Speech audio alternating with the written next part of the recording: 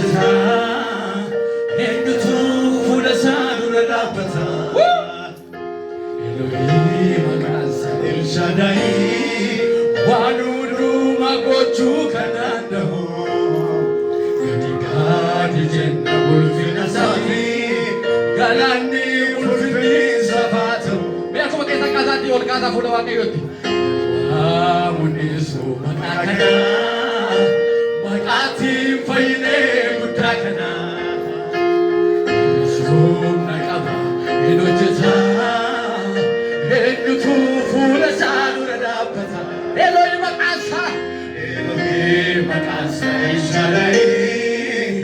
waan hundumaa gochuu kan danda'u gadi gadi jenna ulfina isaati galaanni ulfinni isaa haa ta'u rifeensi mataa isaa cabbiin addaata iji isaa barbadaa bifa fakkaata sagaleen ni baasu dursa bishaan baay'ee uumatama caalaa qubaata yoo ka'e wantoma saaqe sammuu addunyaa gararraa godhee nu jiraachise akka nu jaallatus karaa Yesuus mul'ise inni nuti amanne waaqa tolfamaa miti waaqaaf lafa isa uume ilma Waaqayyooti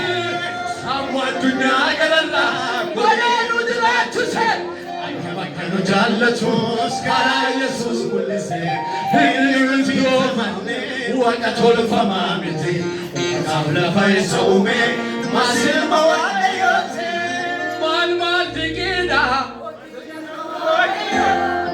mal digida nudura jamsekiya mal digida ararni kansati mal digida ela fanu kaseoti kadiya nur fina Waaqayyo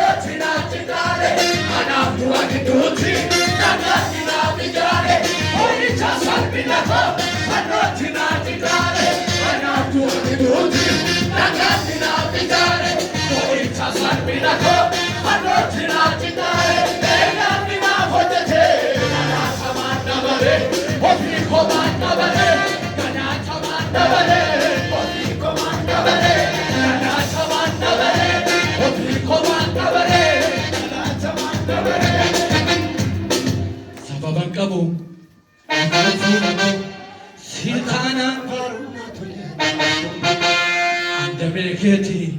honde ko jaba dulu me kanara dune aba aba sababan kabu ifufuna ko sitana paruna to de atina tumbiko andame keti honde ko jaba dulu me kanara dune aba aba aba aba aba aba aba aba